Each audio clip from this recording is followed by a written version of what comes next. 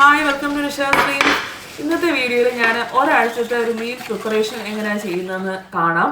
അപ്പം ഒരു ദിവസം 1 മണിക്കൂർ എക്സ്ട്രാ എഫേർട്ട് എടുത്ത് നമുക്കൊന്ന് പ്ലാൻ ചെയ്ത് പ്രിപ്പയർ ചെയ്ത് റെഡിയാക്കി വെക്കുകയാണെങ്കിൽ ബാക്കി 6 ദിവസം അധികം നേരം കിച്ചണിൽ സ്പെൻഡ് ചെയ്യാതെ നമുക്ക് പണികളൊക്കെ എളുപ്പത്തിൽ മാനേജ് ചെയ്യാൻ പറ്റും. ജോലിക്ക് പോകുന്നവർക്കൊക്കെ ഇത് ഈസി ആയിരിക്കും കേട്ടോ. ഈ ഒരു പരിപാടി ഫോളോ ചെയ്യുന്നവരാണ്, കുറേ പേരൊക്കെ ചെയ്യുന്നവരായിരിക്കും. ഇതനുസരിച്ച് ഞാൻ എൻ്റെ ഫ്രിഡ്ജിനകത്ത് ഒരു മെനു ഒക്കെ സെറ്റ് ആക്കി വെക്കും. ബ്രേക്ക്ഫാസ്റ്റ്, ലഞ്ച്, ഡിന്നർ അതനുസരിച്ചായിരിക്കും വെജിറ്റബിൾസ് ഒക്കെ മേടിക്കുക. ആദ്യം ചെയ്യുന്നത് ഒരു ഉള്ളി മുളക് ഒന്ന് റെഡിയാക്കി വെക്കലാണ്. അതിന് വേണ്ടിയിട്ട് ഒരു 10-12 ചെറിയ ഉള്ളി, വലിയ ചെറിയ ഉള്ളിയാണ് കേട്ടോ. അപ്പം അത് ഒരു മിക്സിയുടെ ചെറിയ ജാറിലോട്ട് ഇട്ടു. പിന്നെ 2 കാന്താരി മുളക് ഉണക്കിയത്, ഇത് ഞാൻ തിരുവനന്തപുരത്ത് നിന്ന് കൊണ്ടുവന്നതാണ്. പൊങ്കാലയ്ക്ക് പോയപ്പം അവിടെ നിന്ന് അമ്മ തന്നോട്ട് ഞാനിങ്ങനെ ടിഷ്യൂവിനകത്ത് ഇട്ട് വെച്ചിട്ടുണ്ട്, അപ്പോൾ ചീത്തയാതിരിപ്പുണ്ട്. പിന്നെ അതിൻ്റെ കൂടെ നല്ലപോലെ ഒരു തണ്ട് കറിവേപ്പില അതിൻ്റെ ഇല ഇട്ടു. പിന്നെ പുളി, വാളം പുളിയില്ലേ, അതൊരു ചെറിയ കഷ്ണം ഇട്ടു. പിന്നെ ഉപ്പ്. ഇതിനകത്ത് ഞാൻ എണ്ണ ഒഴിക്കത്തേയില്ല കേട്ടോ, എണ്ണ ഇല്ലാത്ത മുളകാണ്. പിന്നെ ഇച്ചിരി ആവശ്യത്തിന് കുറച്ച് വെള്ളം ഒഴിച്ച് ഉപ്പും ചേർത്താണ് അരച്ചെടുക്കുന്നത്. ജസ്റ്റ് ഒന്ന് ക്രഷ് ചെയ്യുകയും ചെയ്യാവും കേട്ടോ. ഒത്തിരി അരയരുത്, ഒത്തിരി അരിഞ്ഞ് പേസ്റ്റ് പോലെ ആക്കരുത്. ഒന്ന് ഒറ്റ അടി അടിച്ചെടുക്കുക, അപ്പോൾ ഒന്ന് നന്നായിട്ട് ചതഞ്ഞ് കിട്ടും. ഈ മുളക് സ്വീറ്റ് പൊട്ടറ്റോയുടെ കൂടെ നല്ലതാണ്, ദോശയുടെ കൂടെ ഒക്കെ കഴിക്കാൻ നല്ലതാണ്. അപ്പം ഞാനിത് സ്വീറ്റ് പൊട്ടറ്റോയുടെ കൂടെ ഡിന്നറിന് എടുക്കാനാണ് ഉദ്ദേശിക്കുന്നത്. സ്വീറ്റ് പൊട്ടറ്റോ ഞാൻ പറഞ്ഞിട്ടുള്ളതാണ്, പുഴുങ്ങിയെടുത്താൽ ഹെൽത്തി ആയിട്ടുള്ള ഡിന്നറാണ്.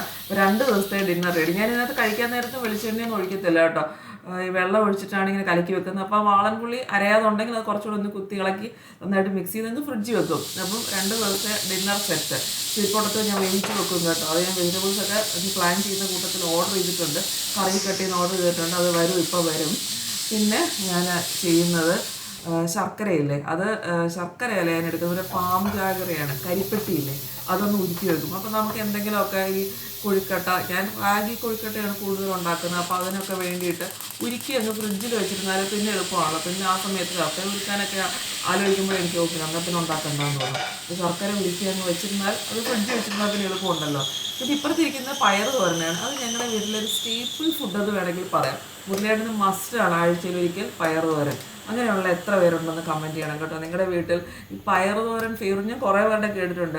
വേറെ ഒന്നും ഇല്ലെങ്കിൽ മുരളിയേട്ടന് ചോറ്, പയർ തോരൻ, തൈര്, ഇത് മതി, വേറെ ഒരു കൂട്ടർ. അപ്പോൾ കുറച്ച് പേരെ ഇങ്ങനെ കേട്ടിട്ടുണ്ട് കേട്ടോ. അപ്പോൾ അത് കമൻറ്റ് ചെയ്യാം. പയർ തോരൻ മസ്റ്റായിട്ടുള്ള ആരെങ്കിലും ഒക്കെ വീടുകളുണ്ടോ? നെക്സ്റ്റ് സ്റ്റെപ്പ്, റാഗി മില്ലറ്റ് ദോശയില്ലേ, അതിനൊന്ന് മാവ് കലക്കി വെക്കണം. അതൊരു 7 hours മുമ്പ് മാവ് കലക്കി വെച്ചാലേ അത് പുളിച്ച് വരുള്ളൂ.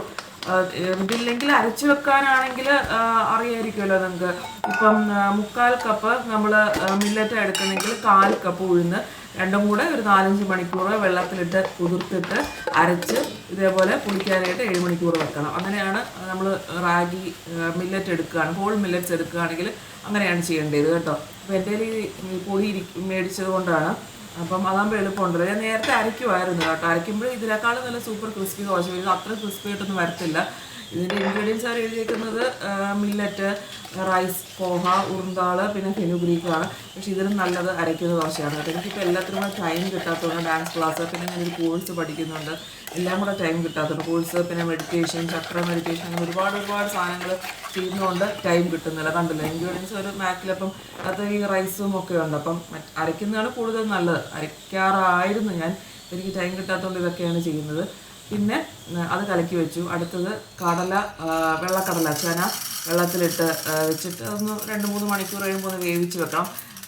വെള്ളക്കടല എന്തിനാണെന്ന് വെച്ചാൽ ഈവനിങ് സാലഡിന് വേണ്ടിയിട്ടാണ്. ഡിന്നർ സാലഡായിട്ടാണ് കഴിക്കുന്നത്. ചന്ന ചാട്ടില്ലേ, ഈ വെള്ളക്കടല വേവിച്ചത്, പിന്നെ സവോള, ടൊമാറ്റോ സാലഡ്, വെള്ളരിക്ക, പിന്നെന്താണ് ഇത്രയും കൊള്ളുന്നു, മല്ലിയില, എനിക്കിപ്പോൾ പറയുമ്പം ബാക്കി സാധനങ്ങൾ ഓർമ്മ വരുന്നത്. അതെല്ലാം കൂടെ അരിഞ്ഞിട്ട് നമ്മളൊരു ചാട്ട് മസാലയും കൂടി ഇട്ടിട്ട് നല്ലൊരു സാലഡായിട്ട്, അത് ഡിന്നറായിട്ട് കഴിക്കാനായിട്ട് നല്ലതാണ്.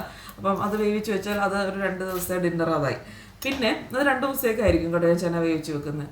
പിന്നെ ഇത് ഞാൻ വാട്ടർമെലൺ ഒക്കെ കട്ട് ചെയ്ത് വെക്കും. കട്ട് ചെയ്ത് വെച്ചില്ലെങ്കിൽ ആ സമയത്ത് ഫ്രൂട്ട്സ് കഴിക്കാനായിട്ട് നോക്കുമ്പോഴത്തേക്കും കട്ട് ചെയ്തെടുക്കാൻ എനിക്ക് മടിയാണ്. എൻ്റെ മടി നിങ്ങൾക്ക് അറിയാമല്ലോ, മടിച്ചിക്കോലയാണ് ഞാൻ. അപ്പം ഞാൻ ഇതെല്ലാം ചെയ്ത് വെക്കുന്നത് കൊണ്ടാണ് പെട്ടെന്ന് കട്ട് ചെയ്ത് കഴിക്കാനെന്ന് തോന്നുന്നില്ല. ഒരു 11 മണി സമയത്തായിരിക്കും എനിക്ക് ഫ്രൂട്ട്സ് ഞാൻ കഴിക്കും, മുരളിയെണ്ണും കൊടുക്കും. അപ്പം ഇത് കട്ട് ചെയ്ത് ഇങ്ങനെ ആക്കി വെച്ചാൽ എളുപ്പമാണ്. സത്യം നിങ്ങൾക്കും ഇങ്ങനെ വീക്കിലി ഒരു മീൽ പ്ലാൻ ചെയ്ത് വെച്ചാൽ ജോലിക്ക് പോകുന്നവർക്കൊക്കെ ഈസി ആയിരിക്കും കേട്ടോ പണി. അതുകൊണ്ടും കൂടിയാണ് ഞാനിത് വീഡിയോ ആയിട്ട്, നിങ്ങൾക്ക് ഇത് ഇങ്ങനത്തെ ഇഷ്ടപ്പെടുകയാണെങ്കിൽ ഞാൻ ഇടയ്ക്കിടയ്ക്ക് എൻ്റെ ഒരു മീൽ പ്രിപ്പറേഷൻ കാണിക്കാം കേട്ടോ. ഇത് നമ്മൾ ഇങ്ങനെ കുറേ ചെയ്ത് വെക്കുകയാണെങ്കിൽ ജോലിക്ക് പോകുന്നവർക്കൊക്കെ നല്ല ഈസി ആയിരിക്കും. ആ ദിവസം നമുക്ക് കുറച്ച് ക്ഷീണിക്കാതെ എളുപ്പം കാര്യങ്ങൾ മാനേജ് ചെയ്യാൻ പറ്റും. അപ്പം വാട്ടർമെലൺ ഇതേപോലെ കട്ട് ചെയ്ത് ചെറിയ പീസാക്കി വെച്ചു.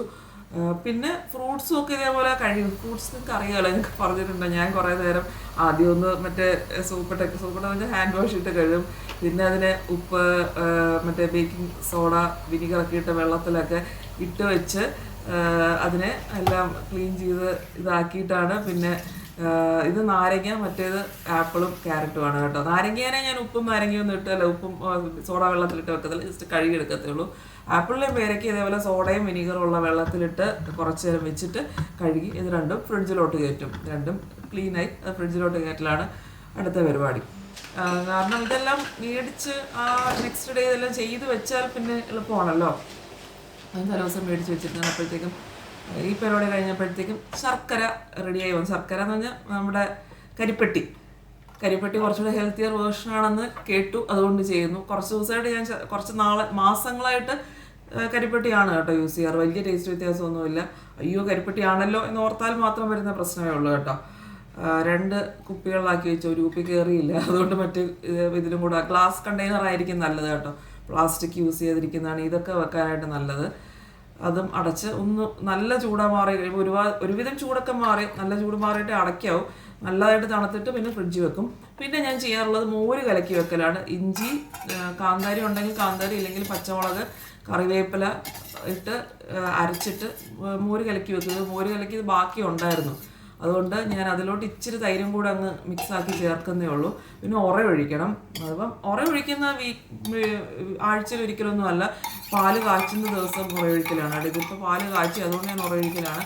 കട്ടി തൈര് കിട്ടാത്തവർക്ക് ഇത് ഇങ്ങനെ ഒഴിച്ചാൽ മതി കേട്ടോ. ജസ്റ്റ് 1 സ്പൂൺ തൈര് ആ പാത്രത്തിലിട്ട് നന്നായിട്ടൊന്ന് അടിക്കണം. എന്നിട്ട് ഒരു ഇളം ചൂട് വേണം കേട്ടോ. പാല് തണുത്ത പാൽ ഒഴിക്കരുത്, കുറച്ച് ചൂടുള്ള പാല് തന്നെ ആ തൈരിലോട്ടിട്ട് തൈര് ആദ്യം നന്നായിട്ടൊന്ന് ബീറ്റ് ചെയ്യണം, അത് ശ്രദ്ധിക്കണം. ബീറ്റ് ചെയ്തിട്ട് വേണം പാൽ ഒഴിക്കാൻ. നേരെ തൈര് ഒഴിക്കുന്നതാണ് കട്ട തൈര് കിട്ടാത്തതിന് പ്രശ്നം. നന്നായിട്ട് തൈരിട്ട് അടച്ചിട്ട് വേണം ഈ കുറച്ച് ചൂടുള്ള പാൽ ഒഴിക്കാൻ. തിളച്ച പാലിൽ കുറച്ച് ചൂട് മാറിയ പാൽ ഒഴിച്ചിട്ട് നന്നായിട്ട് മിക്സ് ചെയ്തിട്ട് അടച്ചു മാറ്റി വെച്ചാൽ ഞാൻ വൈകുന്നേരം കാണിക്കാം, നല്ല കട്ടി തൈര് കാണിക്കാം കേട്ടോ. അപ്പോഴത്തേക്കും ഞാൻ കറിക്കട്ടിയിൽ നിന്ന് ഓർഡർ ചെയ്ത വെജിറ്റബിൾസ് വന്നു കഴിഞ്ഞു. ഒരു ആപ്പാണ് കേട്ടോ കറിക്കട്ടി, ഞാൻ പറഞ്ഞിട്ടുണ്ടാവും എന്നാണ് വിശ്വാസം. കുറേ പേര് കമൻറ്റ് അയച്ചിട്ടുണ്ട് ആപ്പിൻ്റെ പേര് പറഞ്ഞുതരാമെന്ന്. അപ്പോൾ ഞാൻ റിപ്ലൈ ചെയ്തിട്ടുണ്ട് കറിക്കട്ട് എന്നാണ് ആപ്പിൻ്റെ പേര്.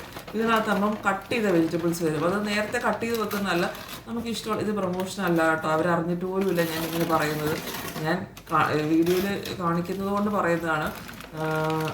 ഇത് നമ്മൾ ഓർഡർ ചെയ്യുന്നതനുസരിച്ച് അവർ കട്ട് ചെയ്ത് തരും.